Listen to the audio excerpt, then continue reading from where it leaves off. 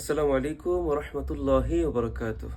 প্রিয় সুধী, হযরতে আবু বকর রাদিয়াল্লাহু তাআলা আনহু, যিনাকে বলা হয়েছে সিদ্দিক আকবর।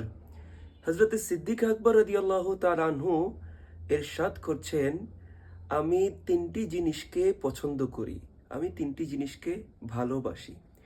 এক নাম্বার, ইয়া রাসূলাল্লাহ, আপনার নূরানী চেহারা মোবারকের দিকে তাকিয়ে থাকতে আমি আবু বকরের অনেক বেশি ভালো লাগে। সুবহানাল্লাহ।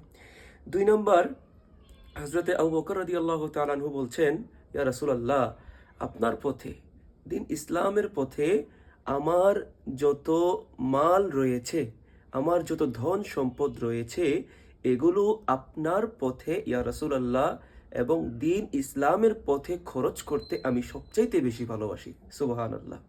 তিন নম্বর, হযরতে আবু বকর রাদিয়াল্লাহু তাআলা আনহু বলছেন, ইয়া রাসূলাল্লাহ, আমার কন্যাকে আপনার স্ত্রী হিসাবে আপনি যে গ্রহণ করেছেন, এটা আমি আবু বকরের কাছে সবচাইতে ভালো লাগে।